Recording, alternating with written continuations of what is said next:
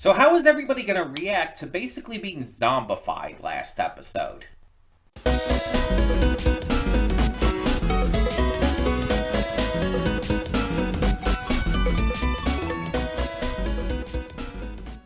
Hey everyone, welcome to Princess Gay. I'm your host Connie, and today we are here with Jentry Chau versus the Underworld, episode 5. And yeah, this is a really interesting show because they're not hiding shit from the general population. Like, this town of students, or this town's students, all got zombified last episode by being possessed by ancient Texans. And it's just like, what the fuck? They're really not holding back on, like, having all of these students and everyone know about the supernatural shit going on. It's really daring in that way, because I feel like there's a lot of shows out there that would, like, try to make a point of the main characters trying to hide it, trying to pretend like, oh, no, nothing's actually happening. Things aren't actually going wrong. There's no monsters, there's no ghosts, etc., etc. But all of these people have now interacted with it. They can't deny it. The only one who really can deny much is the vice principal. But even he can't deny the existence of supernatural stuff because he knows about Jentry. Just like everyone else. So it's like, supernatural stuff is just something that's being accepted within in this town and everything, because they've all experienced it. And mind you, this was a town that already had this entire local legend thing going on about the fire and everything. But that was just like a local legend. A lot of people, like, knew that a fire happened and knew there was a girl, like, involved, but they didn't necessarily think it was, like, supernatural shit. They just probably thought, like, some girl accidentally started a fire and shit went bad. It's going to be interesting to see where this goes. Because we continue to see last episode how Gugu just fucking sucks. And like I said last episode, maybe that'll change. Maybe she'll end up getting better. Maybe she'll have a redemption. It's possible. But as of now, it's like she's absolutely a bad guy. And kind of almost more of one than the Mogwai guy. Because at least he's doing something, you know, for good cause, for good reasons. She's just being an asshole. For what she thinks is best for others, which is also very asshole. Like, that's an absolutely terrible mindset to have. But I'm all for her having a redemption arc, as long as it's done well. And we'll have to see about that. But yeah, I'm excited to see where this continues to go, because it's been so good so far. The art and animation, the voice work, just the lore even. And I'm definitely excited to see, like, what they do with the entire, like, lore and everything behind Jentry's parents and all. And how that continues to develop. Especially with this this mercenary that Gugu is kind of set on Jentry. That's going to be fun. Because when they come to a head, I feel like Jentry's going to find out quite quick that Gugu's been lying to her. That everything that she saw in those visions were real. It's definitely going to be one hell of a confrontation when that happens. And I'm here for it, personally. But I like seeing how the others are interacting around with her. You see, like, how Michael interacts with her. You see how, I cannot remember her name right now. But the girl, the friend who Jentry made, like, on her first day. I can't think of her name. She's Michael's girlfriend. She's she's really cool, and she seemed to be friends with Gentry, but after what had happened with Michael getting hurt and all, she kind of like shied away from that. She became a little more distant, and it's understandable. But I think she's gonna maybe come around. It kind of like implied in the last episode that there is maybe a little more understanding now. Because like even when everything was happening, she showed concern for Gentry. So I'm hoping that she comes back around. We didn't get to really see last episode because she was sleeping on the bus ride home. Meanwhile, Kit was revealed to be a demon. We don't know his alignment yet. We don't know if he's a good demon or if he's like bad, if he's watching for the Mogwai, if his entire like getting close to Gentry is a plan or not. We don't know. There's definitely guesses we can have based off of things, but we don't know for sure. I feel like it could go any which way right now. And it's going to be interesting to see how that develops as well. I'm sure we're not going to get too much on that again right away. We're probably just going to get more of like him and Gentry interacting and maybe the romance blooming and stuff. But I'm just kind of curious as to how long it's going to take to reveal that to Gentry. Because they could wait until like the end of the season. That could be an entire season-long thing. Or it could be like a mid-season thing or just partway through at some point. They could do a number of things with it. Excuse me. But yeah, I'm definitely very into this series. And I hope it just continues to be this good. I definitely want to see more of the cool mythology and lore and depths that this series has. So we're just going to get into it and see where this episode takes us. So let's get going. Hold up just a second there. Before you click that link down in the description below to go to today's reaction, I just wanted to take this moment real quick to remind you of all the awesome content we have on the channel. Between Monday and Friday, we have a plethora of awesome series reactions, with 2 on Wednesday. We also have movie reactions every Saturday and Sunday. I do pre-record them during the week, but upload them on the weekend. And don't forget about all the awesome gaming content over on the Princess of Gaming channel. Every single day of the week, we have some awesome Let's Plays for you. A bunch of different things to check out, and more coming in the future. And don't forget to click that subscribe button or like the video if you really enjoy the content I'm putting out. There will be more to come in the future. In the meantime, thank you so much for tuning in, and let's get this going. And we are back, and we'll begin with spoilers in 3, 2, 1, now.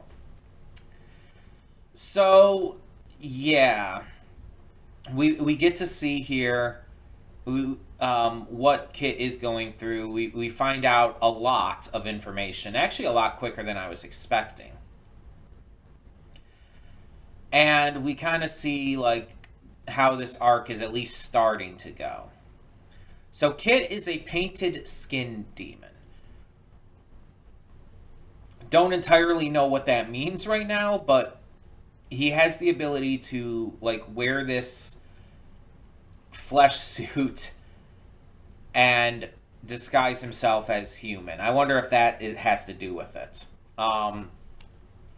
But while in this human disguise, he was sent by Chang to steal Gentry's soul. That is his purpose for being there. However, we can see that he's actually struggling with this because he actually has found that he cares for her. And she's even starting to inspire him. He's starting to genuinely care for her. And the fact that she actually sees him as a person and is giving him, you know, the encouragement to find his own way is something that he values greatly. So he's at the moment choosing to not go after her anymore. But Chang is already saying that he's going to change his mind. And I'm thinking that there might be a likelihood to that. I'm thinking that he might, for one reason or another, end up changing. And I think I already kind of know where it at least partially might be going. With Kip falling in love with her, I think what's going to happen is Michael and her are also going to fall in love, and I think she's going to, in the end, choose Michael. He's going to see this or find out about this or whatever. She might even tell him. And that's going to change his entire, his mind on this. He's going to be hurt. He's going to feel abandoned. He's going to change his mind and start going after her. And the reason I'm thinking this is specifically because of that one scene that shows Michael and Jentry and actually showing amazing chemistry with them. Showing how like good they are for each other. And I think that's going to help with that. It's going to cause their relationship to grow, and especially now that he and Stella are broken up, which I do feel really bad for Stella. Because the thing is, Michael, I don't even think entirely, like, was sure about that part of things. Like, he definitely liked Jentry, and he was trying to follow his own path and go his own way and make decisions for himself for once. With the flute playing, with following his own goals, his own desires, etc. But with all of that, he's also having trouble because, as was pointed out, everything in his life has always been determined for him. He's good at football, so he's just like told he has to continue to follow that. Even when he tried to open up to his parents about wanting to follow music instead, they basically like kept trying to force the idea on him that he has to do football. Because again, he's good at it. It's something that he can find success in. And changing that at this point would be difficult. And Stella at first seems very interested in his flute playing. And even after he, isn't good at it, she's still encouraging him until she finds out that it's not what he wants to do with his life. That he wants to do this instead of football. And she's upset by this because he never told her. Which, that's fair. That he never opened up about this and is suddenly just springing this on her after she went through the trouble of making this big plan for them and everything. So I get it. I understand her point of view in this. And I do feel extremely bad for her. But in the end, Michael should follow whatever his path is. And honestly, if she can't accept that, then maybe they aren't meant for each other. Because, yeah, it does kind of go against the plan she was forming for them. It changes things. But the fact of the matter is, it's still what he wants. And that takes precedence over that.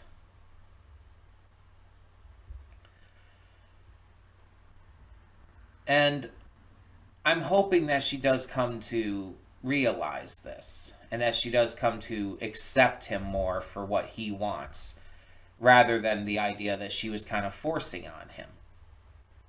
And again, I don't think there was any ill will or ill intention from her or from Michael's parents. In fact, I believe quite the opposite. I believe they just genuinely wanted to help, and they genuinely know, since he's good at football, They genuinely believe he should follow it because it's going to be something that is successful for him. And then on top of that, like, between the breakup, between seeing Jentry and Kit kissing, and then of course seeing the Uguay, or Uguay, however you pronounce it, playing the flute better than him, it broke his hopes. All of these things he wanted to start choosing for himself were just taken away from him by either people who were better or people who couldn't accept him, etc., etc. And so all of that kind of went to a head and caused him to just, go back to the plan, basically. But during all of this, he's also having these precognitive visions. He's seeing things that are going to happen before they do. From the fact that Jentry and Kit kiss to some things that seem a lot more serious. And so it's going to be interesting to see how that progresses within the series and how he learns to control his powers and whatnot. Also, definitely got to figure out where his powers are even coming from in the first place. I wonder if it has anything to do with him having been possessed before. I don't know. Or maybe the fire from Jentry getting so close to that so many times. Could be a number of things, really. I don't know. But I'm very curious as to how all these storylines are going to go. And I hope that Stella doesn't become mean or anything towards Michael or towards Kit or towards Jentry. I hope she ends up coming back around. Because I don't blame her for any of her feelings here. I'm just I feel so sorry for her, in fact. This episode also does some really interesting things with the spirits, the demons, etc. You have the surrogate host parents for Kit who are fucking terrifying. Oh my god, I hate everything about that. But then you have the Uguay, who's fucking adorable, actually. She's kind of adorable. At first she's kind of a little spooky, but once you get to know her, it's she's kind of just cute. And I kind of dig that. I kind of dig that. I think that's fun. Just as a trope in general.